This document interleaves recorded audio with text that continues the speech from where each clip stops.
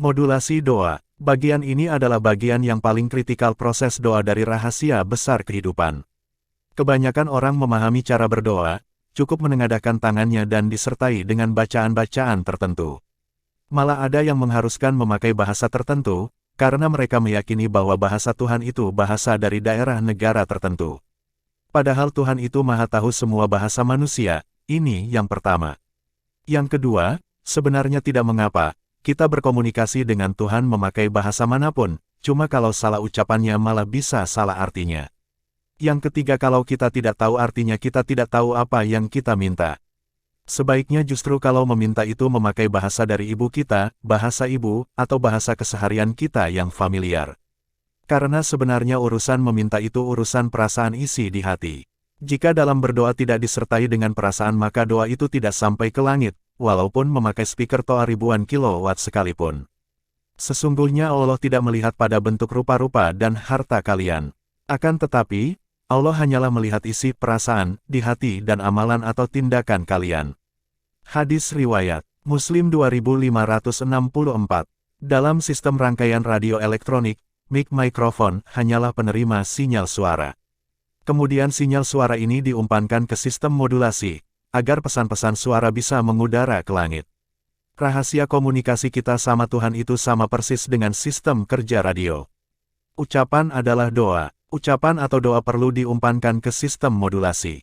Hati kita itu semacam perangkat modulasi dalam sistem radio elektronik, agar sinyal ucapan doa kita mengudara ke langit. Sesungguhnya semesta tidak akan mendengar suara kita, tetapi perasaan kita. Rhonda Byrne, suara dari speaker, jangkauannya tidak bisa jauh. Sistem getaran modulasi radio, bisa membawa pesan suara sampai ke bulan sekalipun.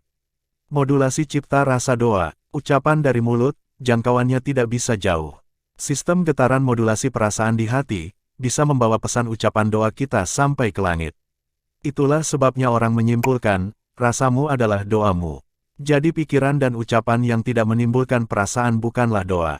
Sebaliknya amarah, keluhan yang sering menimbulkan perasaan tertentu malah akan menjadi doa-doa kita. Itulah pentingnya kita memancing emosi-emosi perasaan kita dengan syukur. Syukur adalah alat pemancing rasa emosi positif. Semua orang pasti tidak ingin hidup susah dan hidup melarat. Yang artinya, sebagian besar orang pasti berpikir ingin banyak uang. Yang artinya sebagian besar orang pasti memiliki keinginan dan mendoa banyak rezeki atau uang. Namun banyak orang tidak menyadari akan hal ini. Bagian kritikal selanjutnya adalah, banyak orang tidak menyadari ucapan yang menimbulkan perasaan di hatinya adalah doa-doanya.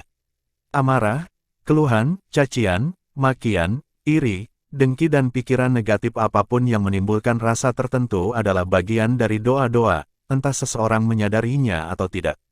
Jadi sebenarnya step 1 dalam berdoa yaitu meminta, sudah otomatis dilakukan semua orang. Hanya saja kita semua perlu mawas diri dengan apa-apa yang sedang kita rasakan saat ini, jangan-jangan lebih banyak doa negatif yang terpancar ke langit. Rasakanlah sudah menerima, bukan menunggu hasil dan bukan pula berupaya untuk mendapatkannya sendiri. Rasakanlah sudah menerimanya. Kesalahan terbesar ada di step nomor 2 yaitu membangun iman atau kepercayaan. Ini bagian kritikal. Yang nomor 3, bagian kritikalnya adalah, sebagian besar orang pasti menginginkan kaya, namun mereka malah fokus berupaya, berikhtiar untuk mencari uangnya sendiri. Banyak orang meminta kepada Tuhannya, ingin banyak rezeki tetapi mereka malah bertindak mencari rezekinya sendiri. Tindakan mencari uang sendiri ini adalah pertanda tindakan tidak percaya kepada Tuhan yang nanti akan memberikan uang. Mendoa itu ada 3 komponen pokok yang harus serempak kita penuhi. Meminta, kemudian percaya, kemudian menerima. Jika seseorang meminta kemudian malah bertindak nyari-nyari uangnya sendiri, itu sama halnya bertindak tidak percaya kepada Tuhannya yang nanti akan memberinya uang. Bagaimana caranya? Itu bukan tugas kita. Itu area Tuhan. Jika seseorang bertindak sendiri melakukan tindakan mencari uang sendiri, itu sama halnya mereka merasa mampu mencari rezeki sendiri, dengan caranya sendiri. 3 komponen pokok dalam berdoa ini harus serempak kita praktekkan. Setelah berpikir ingin kaya, setelah meminta, setelah berucap, lanjutkan percaya kepada Tuhan yang mengatur caranya. Bukan malah menggurui Tuhan dengan mencari uangnya sendirian.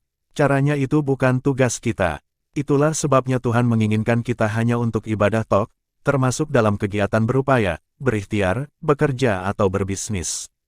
Jadi bagian kritikal poinnya adalah jika aktivitas seseorang, berkarya, atau bekerja niat utamanya untuk mencari uang atau mencari rezeki, ini tindakan sabotase area Tuhan, atau malah bertindak mendikte Tuhannya, ini loh caranya.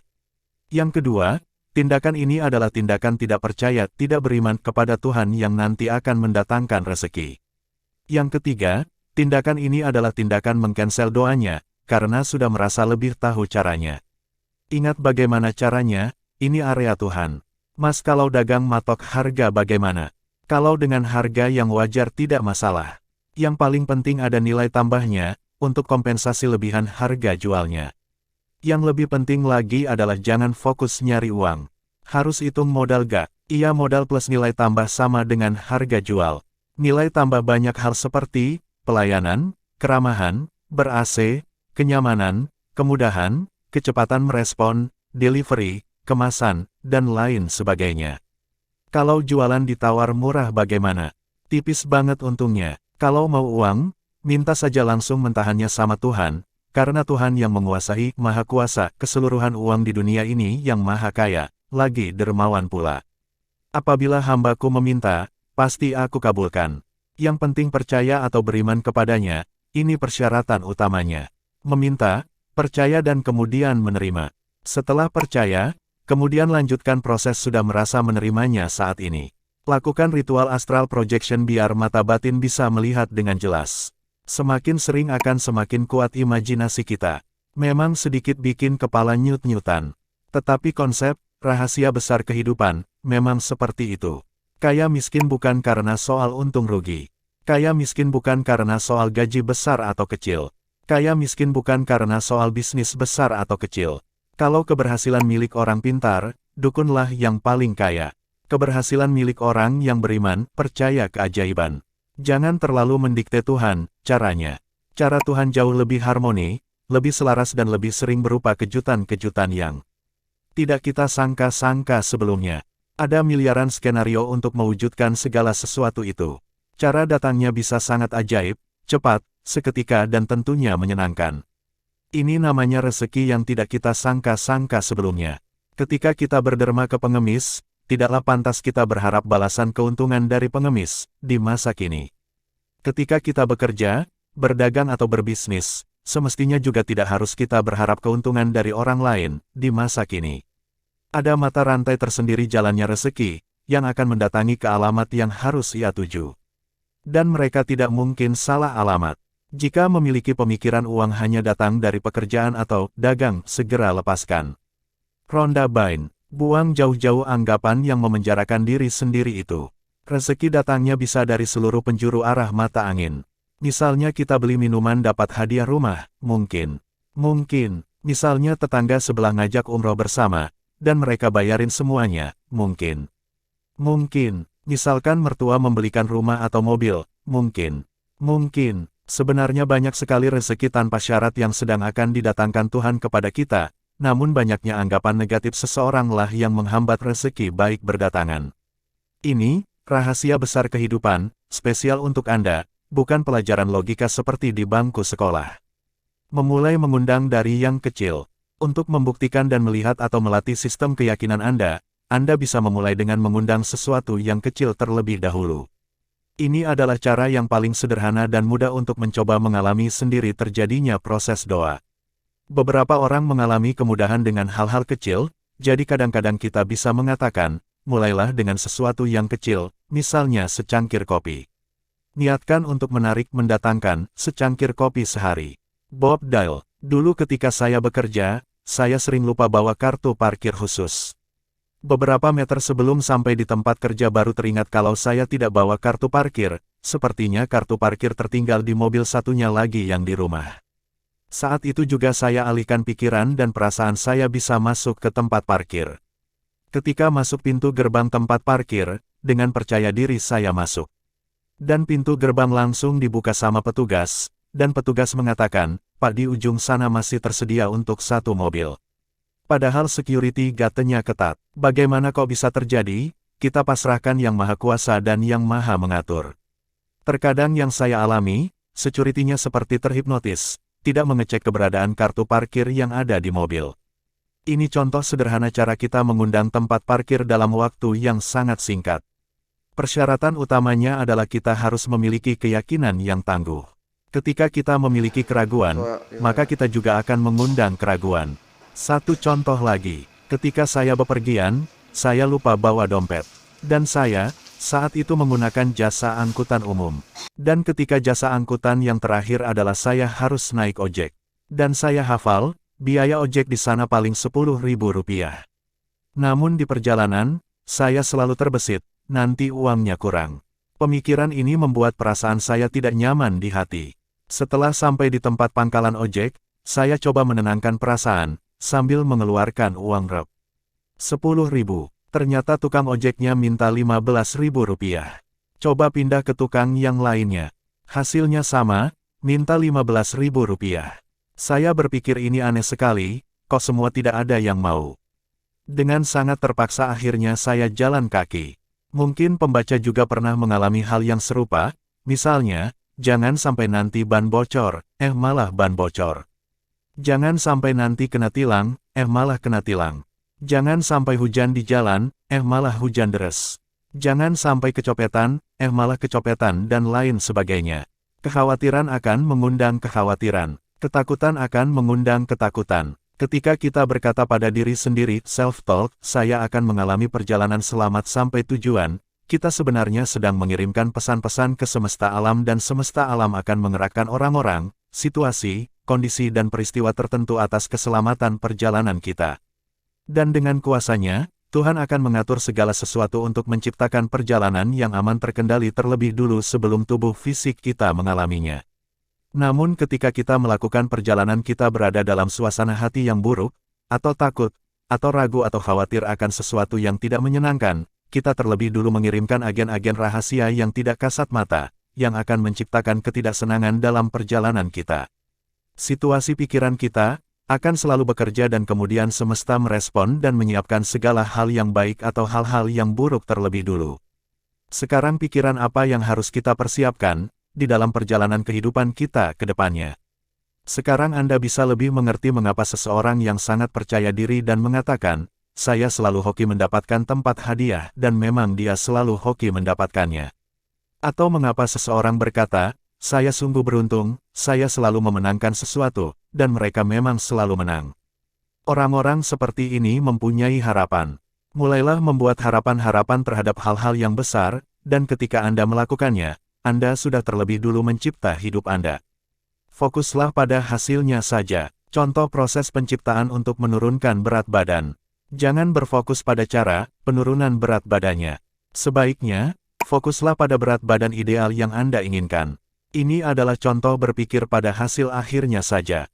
Kemudian rasakan perasaan-perasaan dari berat yang sudah sempurna itu, maka Anda akan mengundang dan menciptakan berat badan yang ideal itu kepada diri Anda. Ketika Anda mengalihkan khayalan menjadi kenyataan, Anda berada di posisi untuk membangun khayalan yang lebih besar lagi. Dan itulah proses penciptaan. Dan apa saja yang kamu minta dalam doa dengan penuh kepercayaan, kamu akan menerimanya. Bob Proctor, waktu proses mengundang. Einstein merumuskan, waktu adalah ilusi. Sebagian besar orang melihat segala sesuatu terjadi secara berurutan. Memang benar adanya jika kita memakai pikiran logika. Logika akan membawa kita dari A ke B, namun imajinasi di dunia kuantum bisa membawa kita kemana saja. Yang dimaksudkan fisikawan kuantum Einstein adalah segala sesuatu terjadi secara bersamaan di dunia kuantum. Jika kita bisa memahami konsep tidak ada waktu atau waktu adalah ilusi ini, dan membuka diri untuk menerima konsep ini, maka kita akan melihat bahwa apapun yang kita inginkan di masa depan sudah ada saat ini. Jadi segala sesuatu terjadi pada satu waktu yang sama halnya dengan konsep ketidakadawaktuan kita, yang berarti segala yang Anda inginkan sudahlah wujud. Secara astral projection Anda juga sudah melihat bukan? Yang perlu diketahui dari rahasia ini adalah apapun yang kita inginkan sudah tersedia ada, namun hanya belum kasat mata. Segala sesuatu berasal dari tak kasat mata. Jalaluddin Rumi, Tuhan sesungguhnya tidak membutuhkan waktu untuk mewujudkan atau mengkasatmatakan apapun yang kita inginkan. Setiap penundaan waktu yang kita alami disebabkan karena penundaan kita dalam menempatkan diri pada tempat di mana titik kita percaya dan titik kita sudah merasa memilikinya. Kita sendirilah yang harus menempatkan diri pada frekuensi yang kita inginkan. Ketika kita sudah berada di frekuensi itu, apa yang kita inginkan akan mewujud. Mewujud sama halnya kasat mata dari sebelumnya tak kasat mata. Berapa lama waktu yang kita butuhkan untuk mewujudkannya? Semua tergantung dari penyelarasan frekuensi kita dengan apa-apa yang kita inginkan. Ukuran seberapa kecil atau seberapa besar. Tuhan itu maha besar kuasanya. Tidak ada waktu bagi Tuhan untuk mewujudkan sesuatu, bisa celing mewujud seketika. Dan juga tidak ada ukuran seberapa kecil atau seberapa besar baginya. Sama mudahnya untuk mewujudkan 1 miliar dengan 1 juta rupiah. Prosesnya sama saja bagi Tuhan yang maha kaya raya. Satu-satunya alasan mengapa yang satu datang bisa lebih cepat dari yang lainnya adalah karena seseorang berpikir dan beranggapan bahwa 1 miliar adalah sangat banyak dan 1 juta tidak terlalu banyak. Ukuran bukanlah apa-apa bagi semesta yang maha kaya. Secara ilmiah, tidak lebih sulit untuk menarik atau mendatangkan sesuatu yang kita anggap sangat besar dengan sesuatu yang kita anggap kecil. Semesta melakukan segala sesuatu dengan tanpa upaya, tanpa susah payah. Rumput tidak perlu mengotot untuk tumbuh. Rumput tumbuh tanpa usaha. Semuanya adalah karya rancangan Sang Maha Agung. Semua perkara adalah apa-apa yang ada dalam benak Anda. Ini masalah apa yang kita letakkan di tempatnya, dan berkata, ini sesuatu yang besar, jadi akan membutuhkan waktu lama. Dan, ini sesuatu yang kecil, jadi bisa lebih cepat. Saya akan memberinya waktu 1 jam. Itu semua adalah aturan kita, yang kita rumuskan sendiri. Menurut semesta, tidaklah ada aturan itu. Tugas Anda hanya menyiapkan perasaan memiliki sesuatu saat ini, dan semesta akan meresponsnya apapun itu. Bob Dylan, menyengaja menciptakan keadaan. Biasakanlah setiap hari, tepatnya di pagi hari sebelum kita menjalani kehidupan kita ini, untuk berpikir dan menentukan terlebih dulu setiap peristiwa dalam hidup kita dengan menempatkan pikiran positif di awal, maka pikiran, perasaan akan lebih terkendali ke semua hal yang positif. Pikirkan terlebih dulu bagaimana wujud peristiwa yang Anda inginkan dan rasakan. Dengan cara sederhana ini, maka Anda sengaja menciptakan hidup Anda. Anda adalah pencipta yang hebat. Kisah yang indah ini menunjukkan bahwa bagaimana seluruh hidup Anda serta segala sesuatu yang ada di dalamnya telah diciptakan untuk Anda. Rhonda Byrne, kita dapat menggunakan kekuatan doa untuk mengundang dan menciptakan seluruh hidup kita terlebih dulu di waktu pagi hari. Pikirkan dan rasakan apa yang akan Anda lakukan dan alami pada hari ini. Jika kita sudah mulai terbiasa berpikir positif di awal hari, nanti Tuhan akan menunjukkan, ternyata betapa pentingnya untuk memikirkan hari kita terlebih dulu di awal waktu. Nanti Anda dapat melihat dengan jelas betapa pentingnya untuk memikirkan terlebih dulu setiap peristiwa setiap hari. Contoh keadaan yang sering dialami banyak orang adalah ketika seseorang terburu-buru. Jika Anda terburu-buru, ketahuilah bahwa pikiran-pikiran dan tindakan-tindakan ini didasarkan pada rasa takut atau takut terlambat dan tanpa Anda sadari, Anda menyiapkan hal-hal buruk terlebih dulu. Ketika Anda terus berpikir tergesa-gesa, Anda akan mendatangkan serangkaian hal buruk ke dalam hidup Anda. Lebih buruk lagi semesta akan mendatangkan dan menyiapkan lagi lebih banyak situasi, kondisi dan peristiwa di masa depan yang akan menyebabkan Anda terburu-buru lagi. Cara menyudahi keadaan negatif yang seperti ini adalah, Anda harus berhenti dan keluar dari pikiran frekuensi negatif itu. Kita harus mengalihkan pikiran sesegera mungkin dari pemikiran akibat dari terburu-buru itu. Ubahlah setiap situasi hidup menjadi situasi yang positif. Mungkin sampai di sini dulu pembahasan kali ini. Teruslah belajar hal-hal yang bermanfaat. Salam memupuk mindset keberlimpahan dan melatih mental kaya. Salam keberlimpahan untuk kita semua, semoga bermanfaat.